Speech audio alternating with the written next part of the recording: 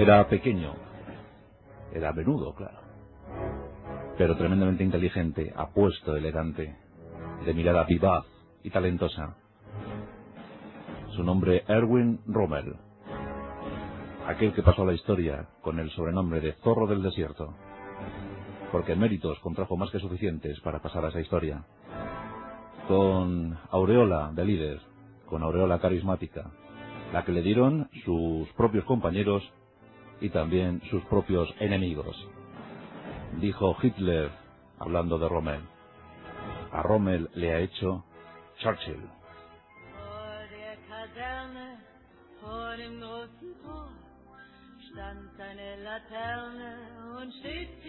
Es la historia de la Segunda Guerra Mundial, esa historia que con tanta frecuencia viene a nuestra querida Rosa de los Vientos. Aquella guerra absurda, delirante, surrealista, abrumadora, masacradora. En esa guerra donde aparecieron los más tremendos cobardes, los más fieros tiranos y también los más sublimes héroes.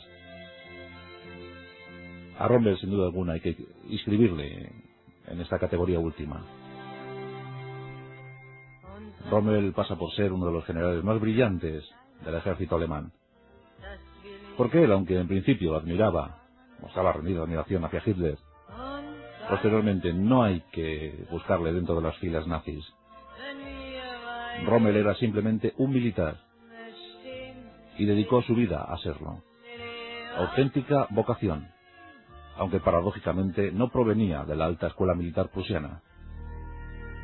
Rommel pertenecía al pueblo. Nacido el 15 de noviembre del año 1891, en Württemberg, un estado alemán, antigua Suabia, por tanto algo relacionada con nuestros gallegos. Dicen que de ahí partieron los suevos hacia las invasiones hispánicas del año 409. En Württemberg nace Erwin, hijo de un maestro local. Su abuelo también había sido maestro local. Pero su padre se casó con la hija del presidente del estado de Württemberg. Por tanto, Erwin Rommel pertenece a una clase media, bien afincada, bien aburguesada, pero de escasos recursos económicos. Y es que los tiempos no eran muy propicios para Alemania. Pronto, el jovencito Erwin muestra su vocación, su claro decantamiento por la carrera militar.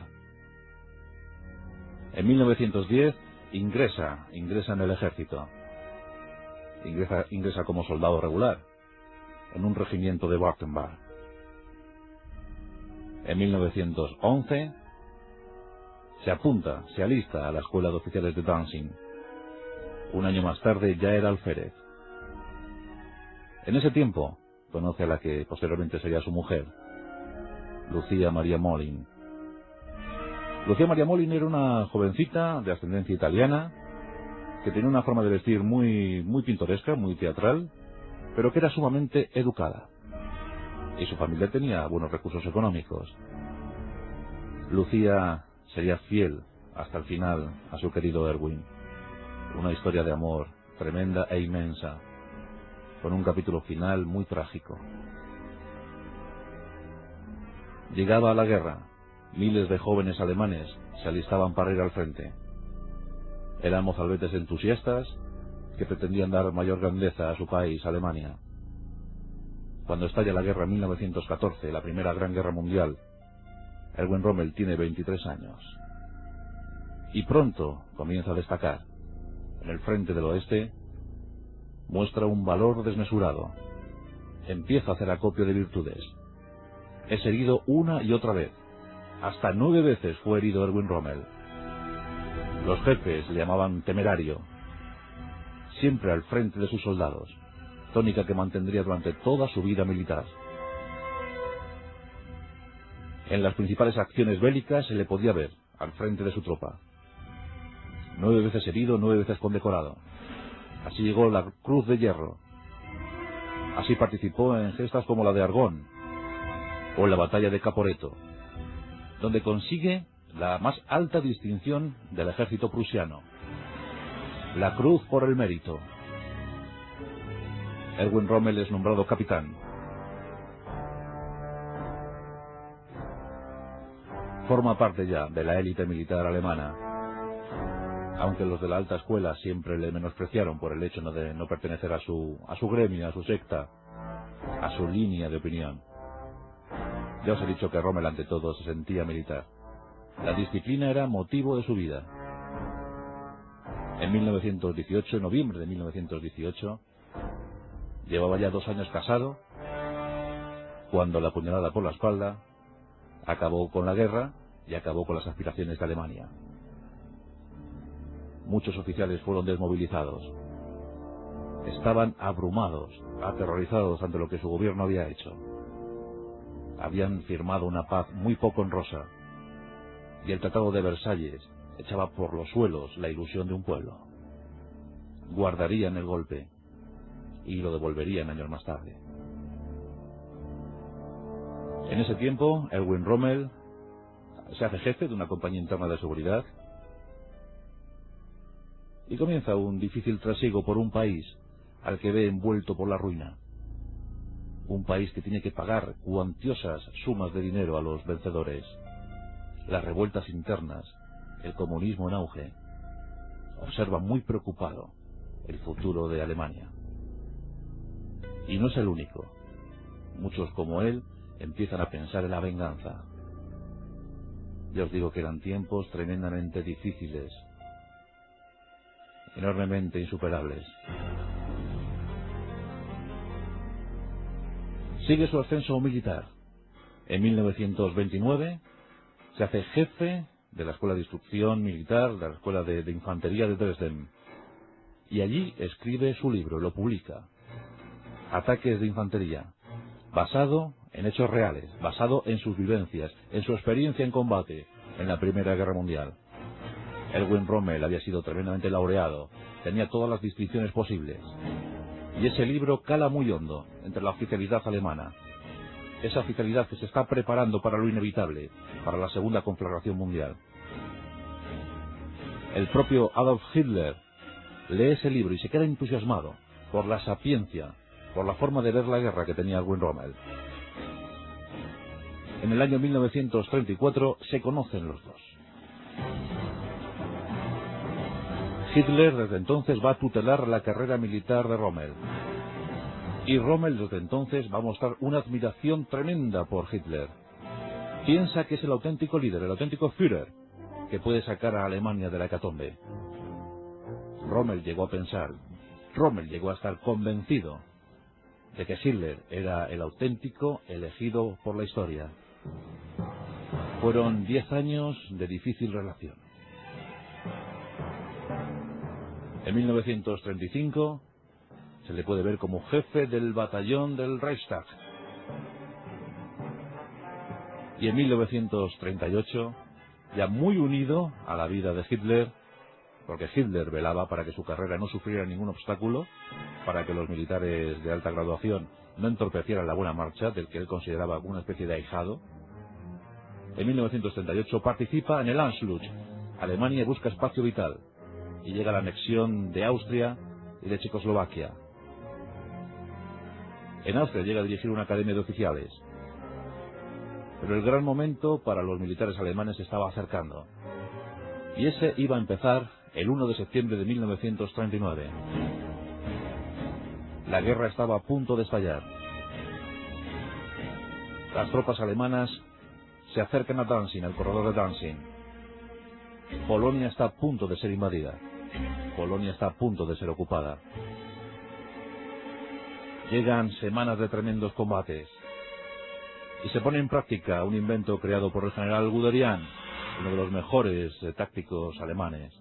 La Blitzkrieg, la guerra relámpago. Los Panzer alemanes ocupan el territorio polaco. En ese momento, Erwin Rommel, el jefe del cuerpo de guardia del alto mando alemán. Es decir, es jefe de la guardia pretoriana de Hitler. En pocas semanas los polacos son vencidos. Inútiles las cargas de caballería contra los blindados Panzer. En ese momento se estaba utilizando muchísimo el Panzer MK4. Un modelo que subsistió durante toda la Segunda Guerra Mundial del que se llegaron a construir casi 10.000 unidades, 9.200 unidades, concebido en el año 34 y fabricado en masa desde el 36. El Panzer tenía un cañón de 75 milímetros y era arropado por dos ametralladoras de 7,9 milímetros. Los Panzer se emplearon a fondo y los polacos fueron subyugados. Rommel quiere más. Quiere dirigir su propia división blindada. Y Hitler le va a dar ese deseo. En febrero de 1940 le encargan la misión de dirigir la 7ª división blindada Panzer. Con esa división blindada, Rommel participará en la invasión de Francia. La guerra relámpago se estaba preparando contra el París francés. En la campaña de mayo-junio de 1940, Erwin Rommel pasó a la leyenda. Se distinguió con su 7ª división blindada, a la que todos llamaron Fantasma. Avances imparables. Panzer recorriendo el territorio franco. Cuenta la historia que en poco más de un mes Francia fue totalmente ocupada, con el beneplácito del gobierno de Vichy. En ese tiempo, Erwin Rommel se desplazó a tan velocidad por los territorios de los franceses que en tan solo un mes 100.000 de ellos fueron hechos prisioneros. Rommel y su 7ª división tan solo vieron perder 4 Panzer, 4 tanques. ¿Y por qué se llamaba División Fantasma? Porque a Erwin Rommel le gustaba operar al frente de sus carros. Y en muchas ocasiones operaba sin el consentimiento del alto Estado Mayor alemán. Dicen que incluso llegaba a desconectar la radio para no ser perturbado, para no ser molestado. Nunca se sabía dónde iba a estar la 7ª división de Rommel. Pocos lo podían intuir. Era un brillantísimo táctico. La estrategia estaba muy bien, pero lo principal era operar sobre el terreno, tomar la última decisión en el último minuto, en el último segundo. Y Rommel lo hizo como nadie en la campaña de Francia. En poco tiempo se plantó en Cherburgo, después de haber tomado localidades como Rouen. Fue algo brillante. La gente empezó a hablar de él. El mito había nacido. Después de Francia, ¿qué nuevos territorios, qué nuevas aventuras le esperaban? Pues la siguiente opción se encontraba en el norte de África. Los italianos habían declarado la guerra a las potencias aliadas el 10 de junio de 1940. Habían comenzado por invadir la Riviera Francesa, avance que se frenó, pero que la posterior paz facilitó que se asentaran por allí. Habían también realizado acciones sobre la Somalia británica. En esa zona operaban 100.000 soldados italianos. Otros 250.000 estaban asentados en Libia. Mussolini quería dar un golpe de efecto, quería tomar Egipto. Y a tal fin se empleó en una ofensiva que muy pronto se iba a dar al traste. Tan solo internó 100 kilómetros en el territorio de Egipto. Pero muy pronto los británicos establecidos allí, los 36.000 británicos, frenaron a los 250.000 italianos. El general Graziani no daba abasto. Sus soldados se mostraban ineficaces, inoperativos, frente a los bien adiestrados británicos. Mussolini necesitaba ayuda, pero en lugar de emplearse a fondo en el norte de África, se cebó en la invasión de Grecia. Los italianos no podían con todo eso. Y Hitler tuvo que ayudar, tuvo que enviar tropas. En principio quería simplemente tener un gesto, un símbolo, enviar una división acorazada y poco más. Pero poco a poco, aquello fue increciendo, aquello fue aumentando. Y lo que iba a ser una pequeña ayuda, se convirtió en un contingente del que todos sabéis, el Afrika Korps. Después de las derrotas italianas, el 12 de febrero de 1941, ponía pie en tierra africana Erwin Rommel. Iba al frente de su 5ª división acorazada. Pronto llegarían otras.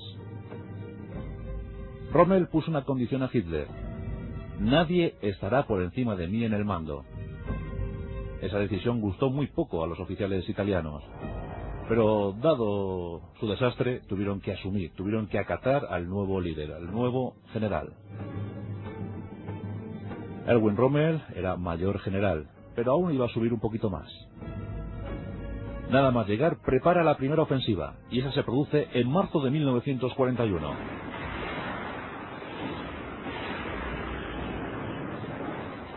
Siempre trabajó en inferioridad numérica. Nunca tuvo los mismos tanques que sus enemigos. Nunca tuvo el mismo número de tropas que sus enemigos. Pero aún así asestó golpes tremendos. Los británicos, estupefactos, empezaron a retroceder. La táctica de Rommel no tenía parangón. La Blitzkrieg, concebida por Guderian, fue perfeccionada por Rommel. Y así rodeó Tobruk. Y así avanzó hasta quedar casi sin combustible, casi sin víveres, casi sin pertrechos. Avanzó todo lo que se podía avanzar. La situación finalmente se estabilizó a finales de año. Pero en el año 1942, al siguiente año de su estancia en África, volvieron los ataques. Y se tomó por fin Tobruk, y se tomó el Alamein, una pequeña estación ferroviaria en la que se habían confiado los británicos. En ese verano de 1942, la brillantez de Rommel había llegado a límites insospechados. Era muy hábil. Incluso llegó a camuflar Volkswagen y hacerles parecer Panzer. Los británicos no salían de su asombro. Tantos aguantando el envite de tan pocos. Churchill es cuando dijo aquello de que sin duda alguna nos enfrentamos a un gran enemigo, a un gran general. Los Panzer de Rommel se encontraban a 113 kilómetros de Alejandría, o lo que es lo mismo, el principal puerto naval británico. Los británicos mantenían tres grandes puertos, uno en Gibraltar, que cubría el Mediterráneo occidental, otro en Malta, se cubría el Mediterráneo central, y por fin Alejandría, el Mediterráneo oriental. En ese momento Alejandría estaba seriamente amenazada. Los barcos llegaron a salir para ir a parar a Beirut. ¿Qué paró a Rommel? Lo de siempre, la falta de efectivos, la falta de combustible, la falta de carros blindados. Él desconfiaba además de los italianos. Los italianos no estaban a la altura de los soldados alemanes. El Afrika Korps era un grupo de unidades valerosísimas y además muy cualificadas. Rommel solo quería los mejores. Cogió hombres seleccionados de los frentes más polémicos, hombres acostumbrados a vivir en lo más intrincado del peligro. Hombres que movían carros de combate enormes como si fueran cochecitos.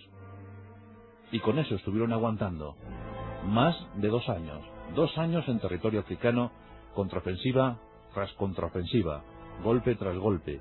Dicen los expertos que aquello llegó a parecerse incluso a un combate de boxeo, donde los púgiles se daban golpes sin parar, hasta que extenuados se retiraban a su rincón.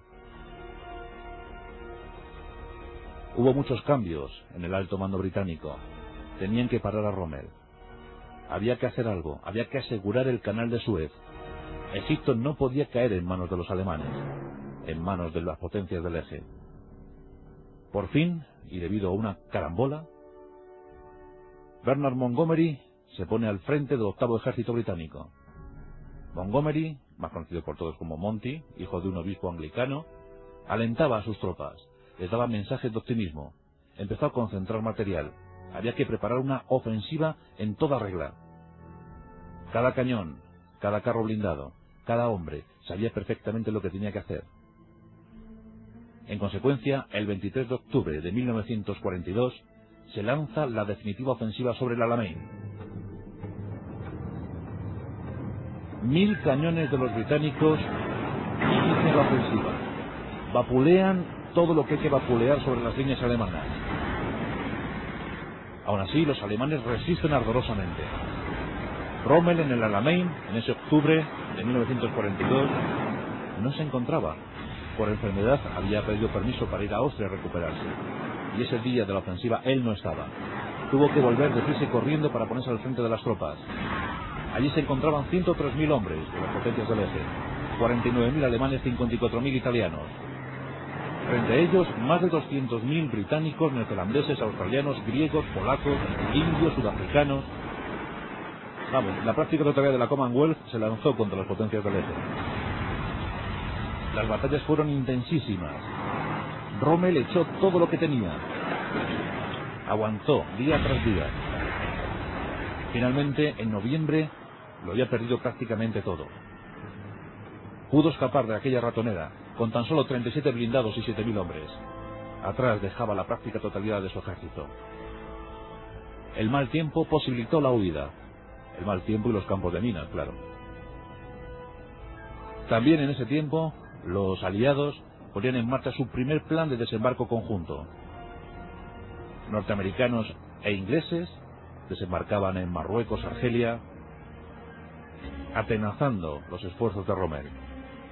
Quedaría reducido a una pequeña franja de territorio en Túnez, la campaña de Túnez, donde participaron algunos carros Tiger, esas moles inmensas de más de 50 toneladas. Los norteamericanos estaban a un lado, los británicos a otro, y en el centro, Rommel y lo que le quedaba del Afrika Korps, del orgulloso Afrika Korps. Aún así le temían, aún así se movían con tremenda precaución. En febrero de 1943, Rommel ataca a los norteamericanos. Sus blindados interceptan a las columnas norteamericanas en Kasserine, y allí les procuran una terrible derrota. Antes, Churchill había dicho: hasta el Alamein habíamos perdido todas las batallas, pero después del Alamein no perdimos ni una sola. Los norteamericanos tuvieron que ver su derrota en Kasserine, pero ya poco más podría hacer Rommel. Rodeado por todos, metido en ese pequeño territorio de Túnez, el Afrika Korps había sentenciado su futuro. Las últimas acciones simplemente fueron defensivas, y el 11 de mayo de 1943 acababa la vida del Afrika Korps y de sus aliados italianos. 200.000 hombres eran capturados. Rommel había marchado hacia Berlín. Allí le esperaba Hitler, y allí le esperaba una nueva misión. En principio Italia, pero posteriormente sería inspector general de las defensas para evitar el desembarco. Ese gran desembarco que se estaba preparando y que todos sabían, que todos intuían iba a ser en Calais o en Normandía. Se prepara el gran muro atlántico. Toda la costa atlántica europea se ve seriamente fortificada. Y gracias al conocimiento de Rommel, mucho más. Pronto es nombrado jefe del grupo de ejércitos B. Tendrá que evitar, tendrá que frenar el desembarco aliado. Pero una vez más la fatalidad se pone del lado de Rommel. El 6 de junio de 1944, cuando la gran mole invasora aliada caía sobre las playas de Normandía, Rommel se encontraba celebrando el cumpleaños de su mujer. El gran mariscal Rommel, porque ya era mariscal desde 1941, siendo el mariscal alemán más joven de toda la guerra. Con 49 años fue nombrado mariscal. Normandía fue el principio del fin. Los alemanes ya poco podían ofrecer. Todos vuelven sus miradas sobre Hitler, sobre el alocado Hitler. Incluso cuentan que Rommel se reúne con Hitler y le hace ver la conveniencia de rendirse, la conveniencia de dejar que eso acabe. Hitler, de forma muy airada, le echa del despacho. Las relaciones ya no eran tan buenas como en el 34. El 17 de julio de 1944, Erwin Rommel es herido por un ataque aéreo. Mientras que supervisaba las defensas, mientras que intentaba reorganizar tropas, viajaba en un coche y fue atacado por un avión de la RAF. Atacado y herido. En esos tiempos la Luftwaffe ya apenas operaba sobre los cielos de Francia. Todo el color de la guerra era aliado. El 20 de julio se produce un hecho. La guarida del Lobo, cuartel general alemán en el este, en el frente del este. Allí se reúne el alto mando y allí Hitler sufre un atentado. 20 de julio de 1944, en lo que todos llamaban la guarida o el cubil del Lobo. Rápidamente empiezan las purgas. Hitler quiere saber quién ha atentado contra él, quién ha ido contra él. En principio Rommel no era sospechoso, pero investigaciones posteriores ponen el nombre de Rommel en la lista de los culpables o presuntos culpables. Lo cierto es que Rommel conocía la confabulación, Rommel conocía la trama, pero no participó de ella. En esa trama, si hubiese triunfado, Rommel aparecía como jefe de Estado alemán una vez muerto Hitler. Cuando Hitler se entera del hecho, tiene la decisión tomada. Envía a 2 de sus generales a la residencia de Erwin Rommel. Allí se encuentra con su mujer Lucía y con su hijo Manfred, nacido en 1928, su único hijo. Los 2 generales le dicen que todo ha sido descubierto y que le quedan 2 caminos. Uno, el de ser juzgado con la sentencia ya firmada y encima humillación para su familia, o 2, un suicidio voluntario que será arropado por la propaganda nazi y será vendido como otra cosa. Erwin Rommel, ante todo disciplinado, decide aceptar la posibilidad del suicidio. Se despide de su secretario, se despide de su mujer, se despide de su hijo y en compañía de los 2 generales monta en un coche y se va. A los pocos metros el coche se detiene. Erwin Rommel ingiere una pastilla de cianuro y en pocos segundos muere fulminado. La versión nazi de los hechos, que Rommel murió a consecuencia de las heridas del ataque aéreo y que, víctima de una hemorragia cerebral, había fallecido. Erwin Rommel, el gran mariscal alemán, fue enterrado con todos los honores propios de un mariscal. Hitler era consciente que Rommel era muy querido entre el pueblo alemán y había que dar otro tipo de excusas. La historia de Rommel, el más hábil de los generales alemanes, brillantísimo, carismático, fulgurante, murió con 52 años, sin cumplir los 53. Fue el 13 de octubre de 1944. El resto de la historia nazi, el resto de la historia alemana, el resto de la historia de la Segunda Guerra Mundial es sobradamente conocida. Erwin Rommel, aquel que acuñó en los territorios africanos el apelativo de zorro del desierto, uno de los pocos alemanes admirado por sus enemigos, posiblemente porque, al fin y al cabo, no era más que un militar y cumplía con su deber.